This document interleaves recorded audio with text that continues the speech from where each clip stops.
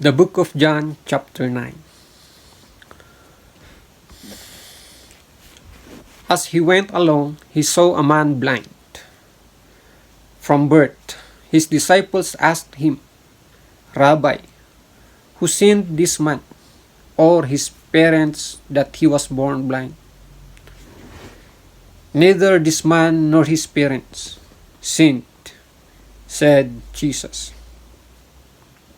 But this happened so that the work of God might be displayed in his life. As long as it is day, we must do the work of him who sent me.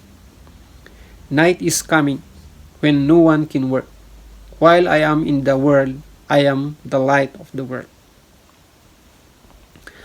Having said this, he spit on the ground, made some mud with the saliva, and put it on the man's eyes. Go, he told him, wash in the pool of Siloam. This word means sent.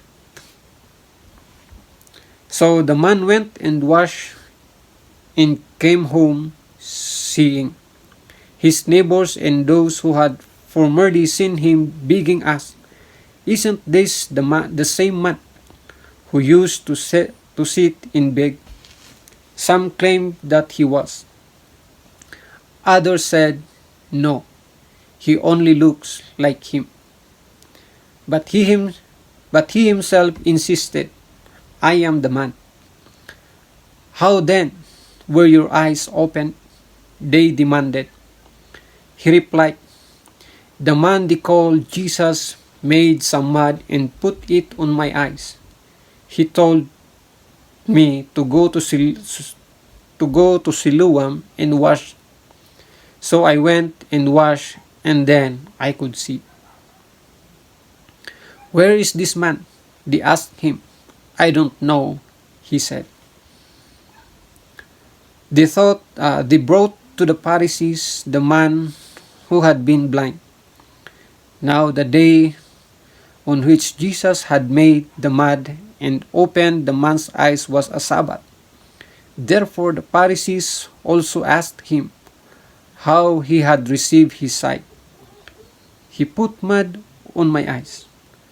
The man replied, and I wash, and now I see.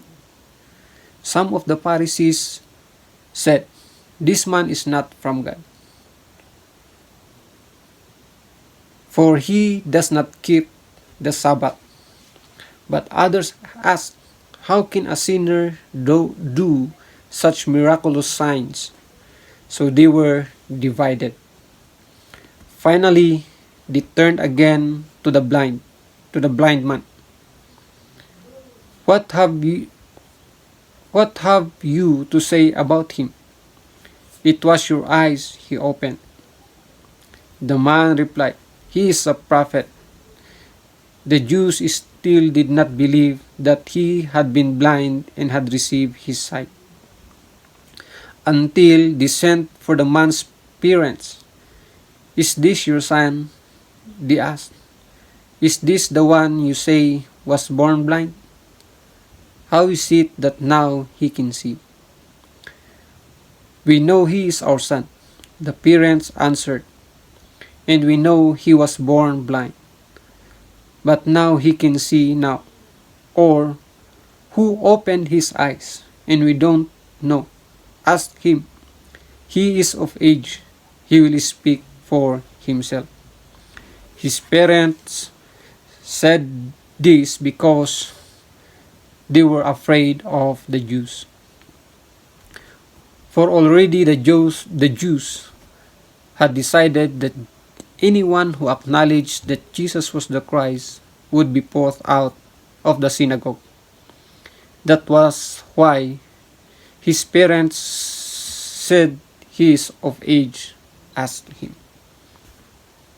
A second time they summoned the man who had been blind. Give glory to God. They said, We know this man is a sinner, he replied. Whether he is a sinner or not, I don't know. One thing I do know. I was blind but now I see." Then they asked him, "What did he do to you? How did he open your eyes?" He answered, "I have told you already, and you did not listen. Why do you want to hear it again? Do you want to become his disciples too?" Then they hurled insult at him and said, "You are his fellow disciples. We are disciples of Moses. We know that God spoke to Moses. But as for this fellow, we don't even know where he comes from." The man answered, "Now that is remarkable. You don't know where he comes from. Yet he opened my eyes. We know that God does not listen to sinners. He listens to the godly man who does his will. Nobody has ever heard of opening the eyes of a man born blind. If this man were not from God, he could do nothing." To this day replied, "You were steeped in sin at birth. How dare you lecture us?" And they threw him out. Jesus heard that they had thrown him out, and when he found him, he said, "Do you believe in the Son of Man?" "Who is he, sir?" the man asked. "Tell me so that I may believe in him." Jesus said, "You have now seen him. In fact, he is the one speaking with you." Then the man said, "Lord, I believe," and he worshipped him. Jesus said, "For judgment I have come into this world, so that the blind will see, and those who see will become blind." Some Pharisees who were with him heard him say this and asked, "What are we blind to?" Jesus said, "If you were blind, you would not be guilty of sin. But now that you claim you can see, your guilt remains."